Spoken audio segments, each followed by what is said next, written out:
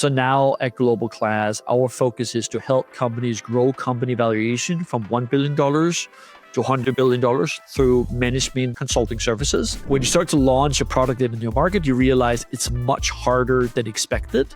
You can't just replicate your initial market success internationally. We interviewed 400 executives from the fastest growing companies in the world to identify patterns of success and failure. So when you think about hiring global talent, it benefits you as an organization to be much more ready for global markets, let alone being able to pursue and actually launch in new markets.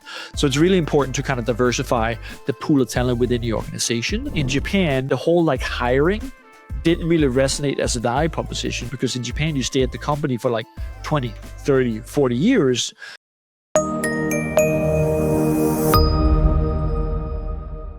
Okay, welcome to the Default Global podcast. Today, I have the pleasure of speaking with Klaus Wehage, a powerhouse in global expansion strategy and co-author of Global Glass, which has been recognized as go-to guide for building internationally scalable companies. Klaus has helped over 2,000 leaders from more than 50 countries embrace what he calls an entrepreneurial mindset, a concept designed for startups and established companies alike to think globally from the outset. Klaus, it is fantastic to have you here.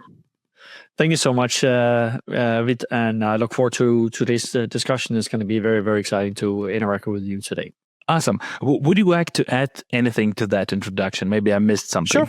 Sure. To obviously the audience out there is most of my career, I've been working within the field of global growth and expansion. And sort of my past career was being in Vietnam, being a part of a market relaunch team for one of the biggest beer brewing companies in the world called Carlsberg. And I sort of saw what was happening inside a very large corporate machine in terms of how to do things wrong when it comes to scaling and expanding to new markets. In fact, back in 2011, they fired the entire team and we came in as a new team.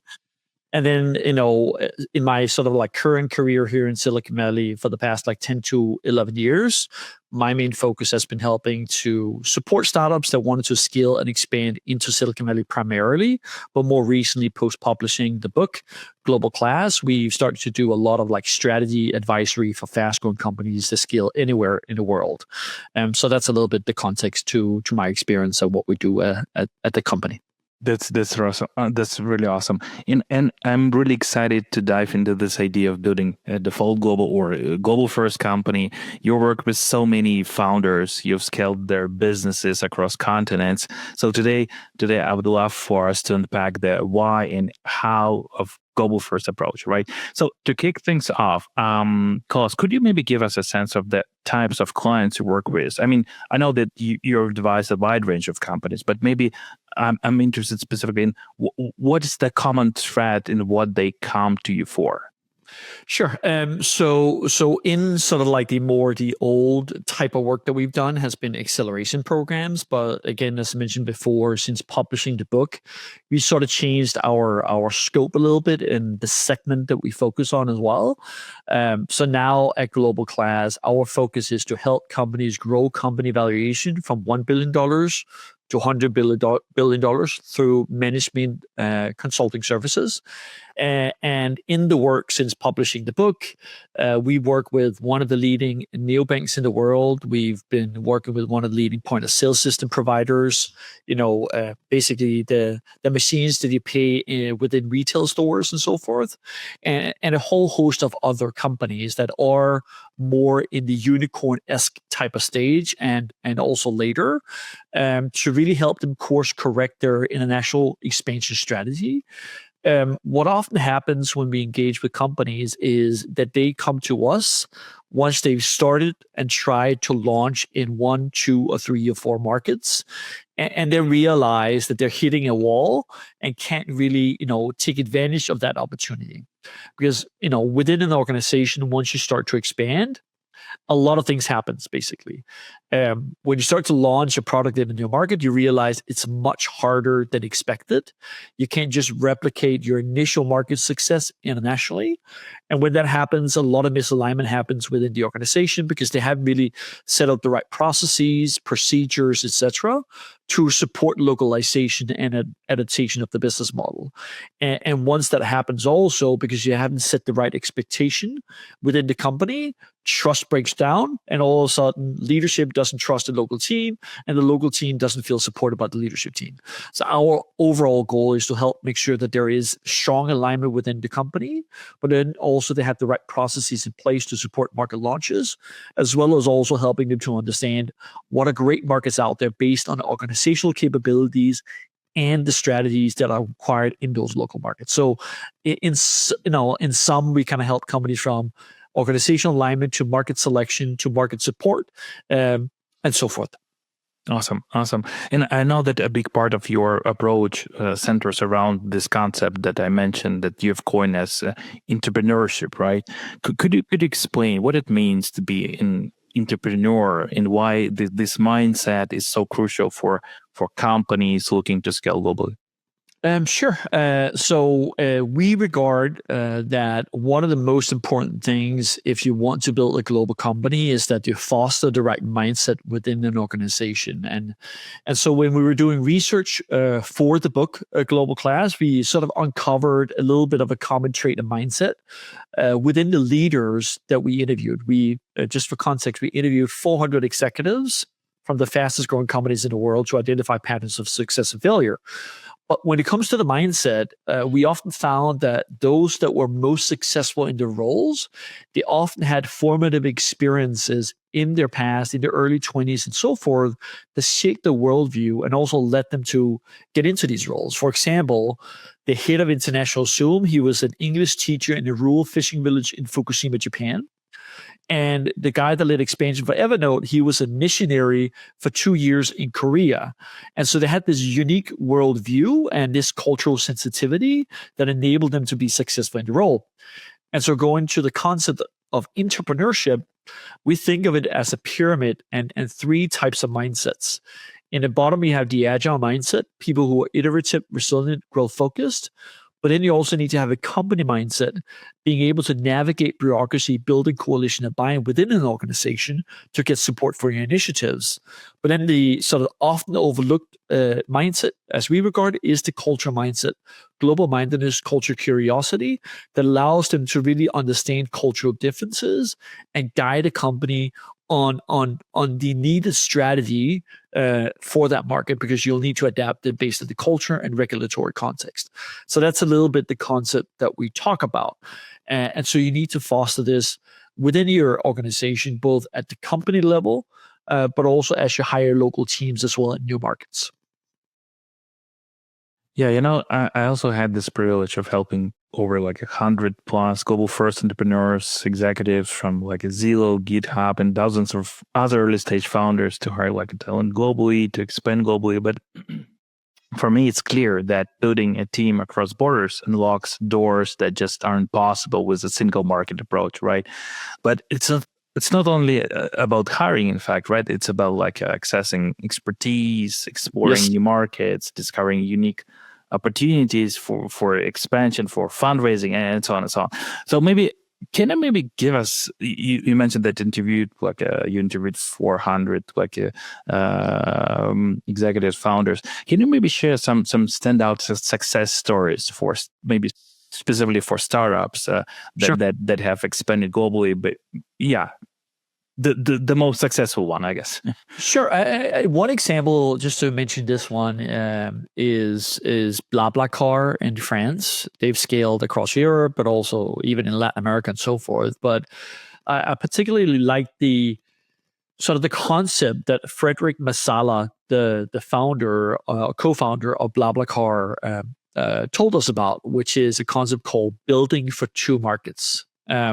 In the onset, in the very beginning, BlaBlaCar, when they built the company, it was called Covoiturage, which is very French, and I'm probably butchering the name as well.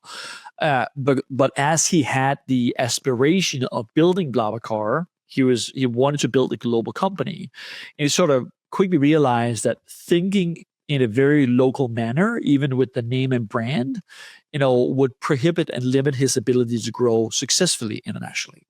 So he reframed the way he thought about the business and this concept of building for two markets that then led in terms of impacting how they thought about building the product, how they thought about building the culture and overall organization within BlaBlaCar.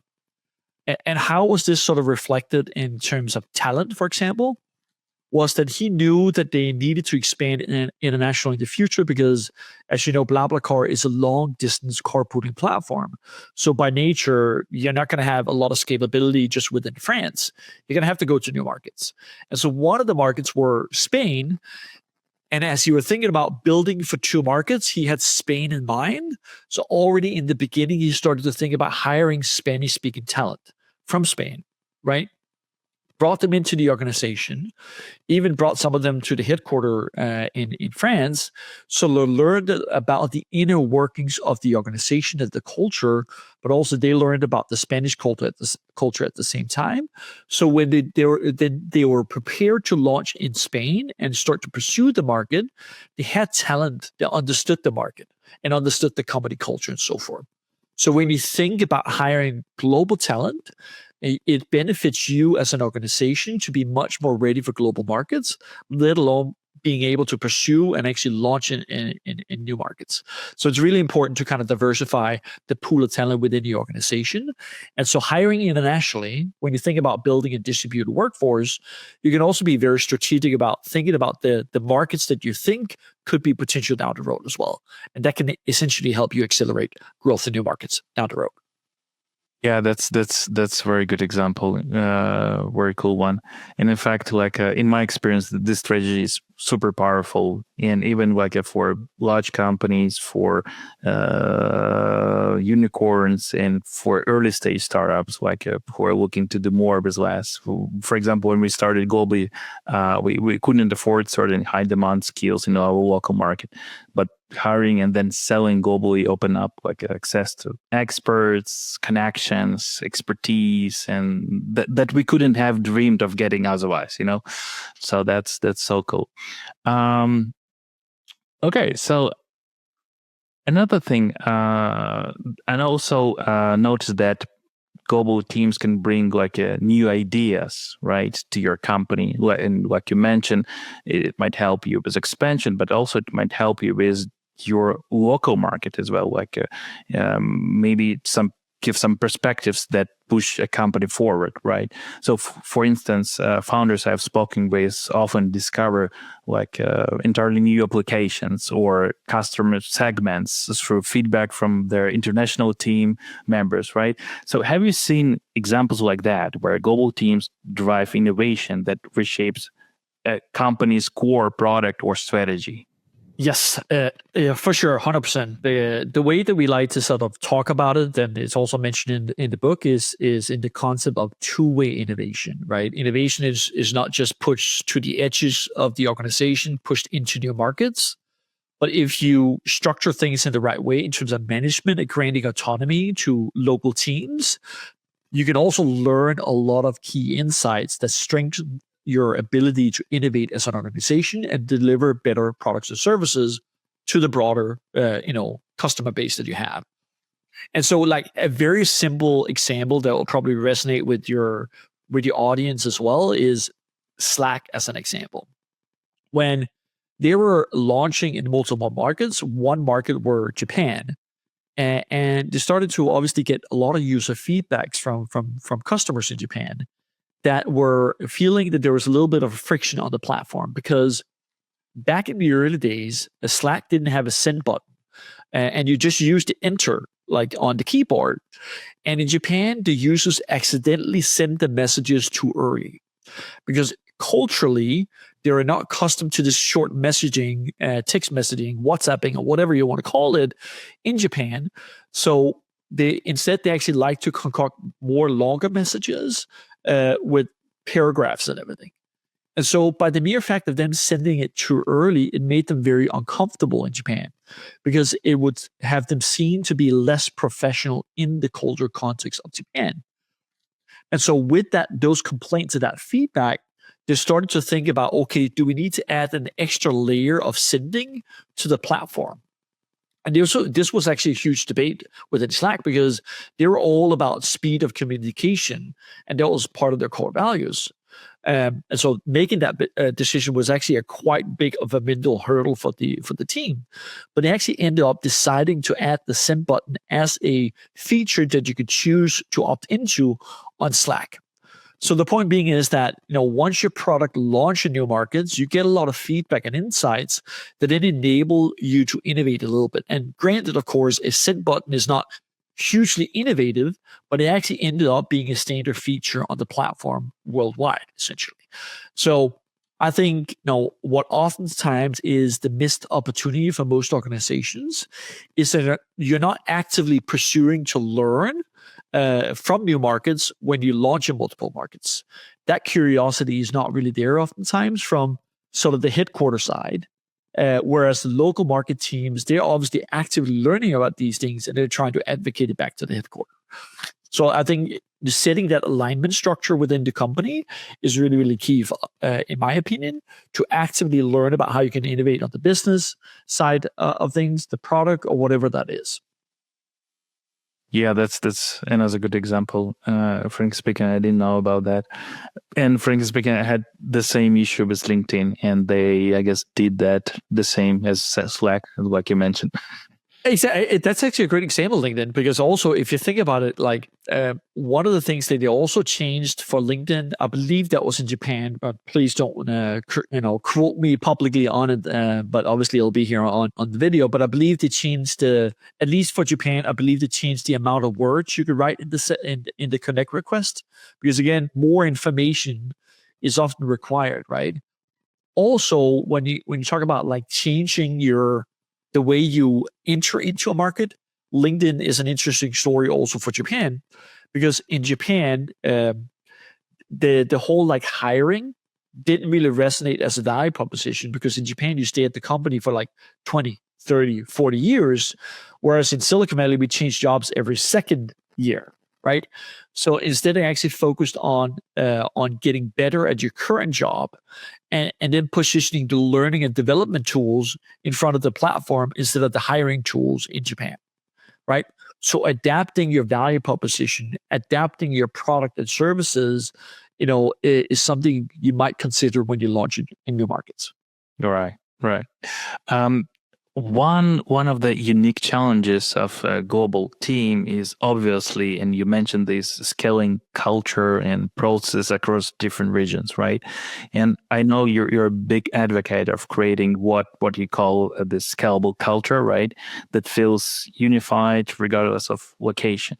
So what are some strategies founders can use to create that cultural foundation, right, as they grow internationally?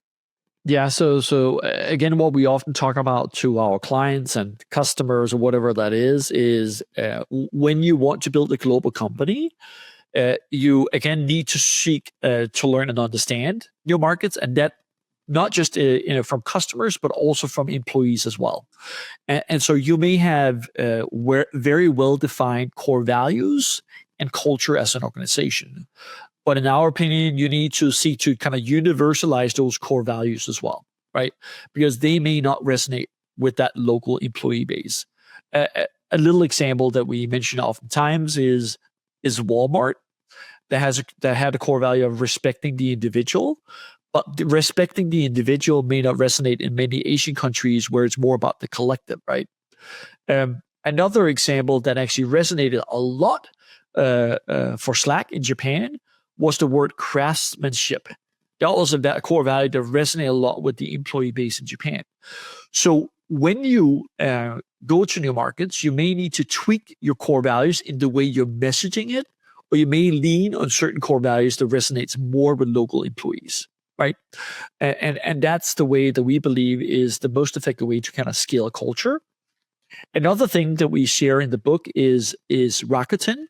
When they expanded internationally, one of the really great stories that I liked which is one of the co-founders of Rakuten, shared with us, was when they expanded to the UK, for example, they had a lot of cultural conflicts happening because when they were expanding, they were doing M&A, they were acquiring other companies. And as you know, once an acquisition happens, a lot of like mistrust happens very quickly. What are they going to do with us here in this marketplace? And a lot of frictions were happening within the London headquarter. But what they actually did very well in that scenario was they traveled over to the UK. They wanted to learn from the employee base there in the office. And so the chief well-being officer, also the co-founder, he came and actually wanted to do this town hall setting. And he asked them, what matters to you? What are your core values? What do you believe in? All these questions, and drew it up on a whiteboard at the office. And then afterwards, which I found was very interesting, was that he then, draw parallels and alignment with Rakuten's core values, right? So you try to learn from them first and try to bridge that with also the core values of Rakuten, right? So being very intentional around how you interact, interface with, the employee base in another country, I think is a useful strategy when you want to scale the culture. Yeah. I completely understand what you're talking about. Unfortunately, for small companies like for example Gobi, we don't have like many this opportunities to go we have teams in 7 different countries on 3 different continents, right? So it's a bit hard to go like that. But still, when we scaled Gobi, building trust was essential for me. I had to create a sense of unity and shared vision across people who might never meet in person. Yes. So Yes. that's another challenge for early stage companies, or small companies, I guess. And it is super hard when you're a naturally distributed organization from the get go, right? How do you build that alignment? How do you strengthen the culture? And part of it is obviously defining that, but part of it is also hiring the right people that contributes to the culture as well, right? So there's different things that you need to consider. Right. And another thing, I guess, imagine that communication and what you mentioned, this cultural adaptability become crucial as well, right? Like you mentioned in Global Glass, you talk about this importance of cultural curiosity, right? So Yes. from your experience, what qualities should founders look for to ensure their team members can thrive in a cross-cultural environment? Totally. I think again, it's part of it is not assuming all the time. Part of it is not leaning into your biases. And most importantly, you need to seek to learn all the time in terms of how people think from all other cultures as well. And so we oftentimes, when with employees, let's say for example in the Philippines, we try to understand why is this like a certain way of interacting or behaving, etc. Instead of we actually just have a biased sort of thinking around it. There might be a cultural nuance to certain things in terms of how you communicate, how you provide guidance, how you organize, how you direct, etc. Right? So you have to constantly adapt your way of managing employees based on what cultural context that they're also from, and so I think that's one of the most challenging things in terms of continuously learning and adapting your management approach. What we call cultural conscious management in the book, and it's really a difficult skill, to be honest, which a lot of leaders struggle with. Yeah. Okay, so Klaus, let's look to the future. As someone on the front lines of this global shift, what trends are you seeing that make this the perfect time for companies, maybe for early stage startups, or just companies, middle enterprise level, I don't know, to adopt a global first strategy? I mean, I think one of the biggest trends to me is just the talent availability around the world. I think now that education has by and large been democratized in terms of like entrepreneurship and so forth, right? I think there's a unique advantage in tapping into workforce all around the world, and which we certainly believe in, right?